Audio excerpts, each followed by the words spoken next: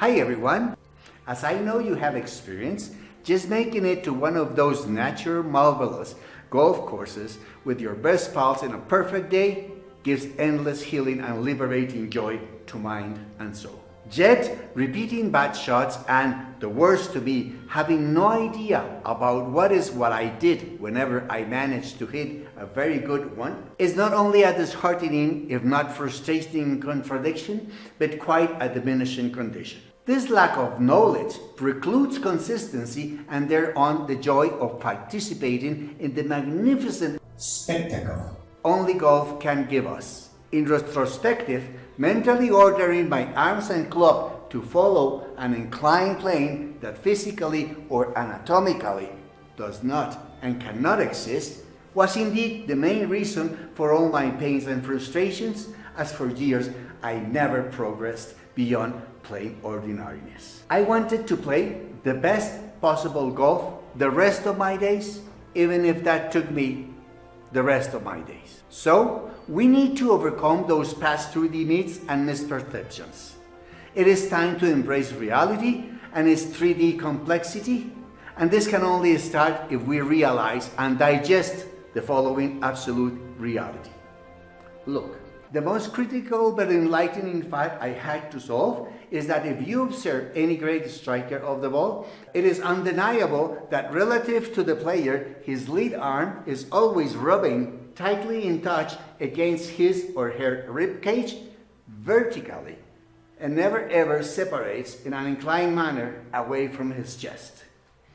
Crucially, this unity is particularly undeniable at the impact moment. It can be any other way. Scientifically, there have been several papers published in important scientific biomechanical journals stating exactly this. The pendular golf swing inclined plane does not happen. To me, it does not and cannot exist, period. Unveiling this inclined plane misperception set wide open Pandora's box.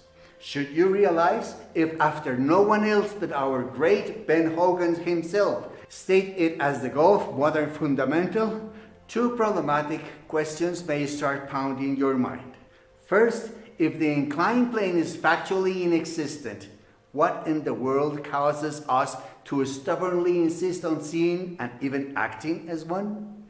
And secondly, as a resultant and perhaps unavoidable disquietude, I couldn't help wondering, if our or my golf swing vision is constructed on and around an inexistent and invalid fundament, what do I do now?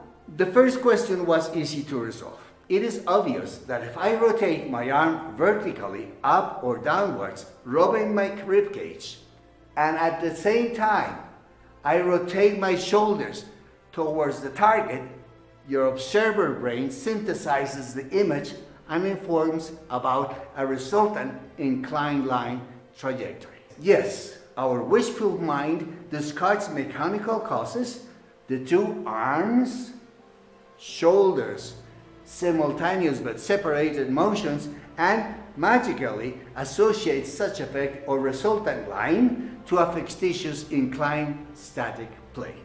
Our mind plays tricks and just builds up self-contradictory perceptions. On grounds of the above, our goal in this research must be focused to unveil not if the club goes from point A to point B relative to ground, but how that trajectory is generated relative to me. What we need to find out is what is under the hood. Now, regarding the second question, what I found is that same as with the previous inclined plane perceptual conflict, there are motor or kinetic mechanical causes to which we engineers must unavoidably avoid. And we need to find out how to optimize the mechanism as originating causality of the resultant trajectory, not the other way around. The unforgettable lesson I learned the hard way is that if you don't rationally understand what your anatomy is factually doing or willing to do, and vice versa, if you don't do with your anatomy what your brain has realistically figured and cleared out, you are risking balls in the cabins and in unhurt places of the course, if it is that you actually manage to hit the ball at all. So, now you know what my motivators, disquitudes, mental and mechanical challenges were. In this same context, because it shares the same originating mechanical conflicts, you must see the next video about an unforgettable record-breaking Olympic case. It flips and flops several centuries-old conventional and popular myths and perceptions. It is inspiring. Go ahead. You are more than ready for it. Thank you very much indeed.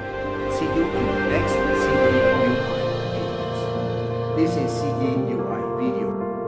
Thank you. Bye.